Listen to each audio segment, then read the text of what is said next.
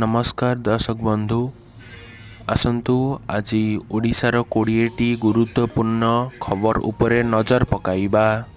जदि आपण चैनल नुआ होइछंती ताहले सब्सक्राइब करंतु एवं लाइक करी शेयर करंतु। तो चलंतु देखिबा आज ओडिशार 20टी गुरुत्वपूर्ण खबर।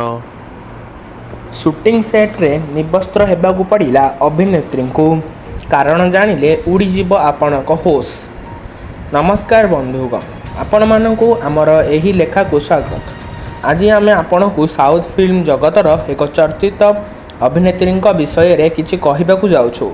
अमला पलंकु तो आपण माने समस्ते जानिथिबे, तेबे वर्तमान से बहुत चर्चा विषय रे होइछंती निज आगामी फिल्म आमे को नै। तेबे फिल्म रे थिबा एक दृश्य को तांकु एही चर्चा को टाणी आनिछि।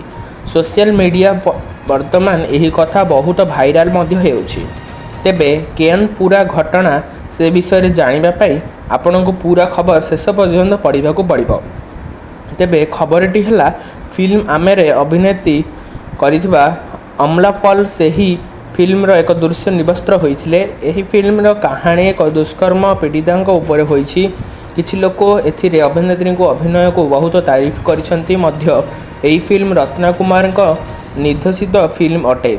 यह एक थ्रिलर मूवी अटे जो कहानी आवश्यकता को नहीं से एक नग्न दृश्य रही जहाँपाई अमला पलंकु निर्वस्त्र होई सही दृश्य शूट करने को पड़ता।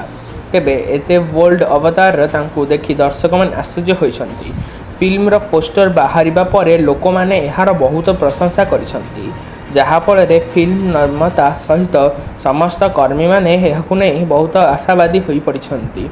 यही फिल्म कहानीटी एक हजि जाइथिबा झील उपर परिवेष्टित अटे, जहां खोजवाक जाई पुलिस जो परिस्थिति तांकु पाहिछि ताहा ही हेउछि फिल्म मुख्य आकर्षण। तेबे एभली दृश्य रे अभिनय करिथिबा प्रथम साउथ अभिनेत्री अमला पल बोली डायरेक्टर और प्रोड्यूसर प्रशंसा करिसंती। वर्तमान फिल्म रिलीज हेबा पई समस्तक अपेक्षा। मेक्सिको रे तांडव रचिछि प्रबल वर्षा, 41 मृत। मूलधार वर्षा हेबा जोगु मेक्सिको रे परिस्थिति खराब हेबारे लागिछि। प्रबल वर्षा जोगु बन्या भली परिस्थिति सृष्टि हेउछि। बन्या एवं भूस्खलन हेबा जोगु मेक्सिको रे 41 जनकर मृत्यु हेउछि। शनिवार सुधा मेक्सिको सिटी उत्तर रे थिबा हिलोगो राज्य रे प्रबल वर्षा जोगु 12 जनकर मृत्यु हेउछि। मेक्सिको रो पुएबल राज्य रे अति कम 9 जनकर मृत्यु हेउछि एवं 16,000 रु अधिक घर क्षतिग्रस्त किंबा नष्ट हेउछि।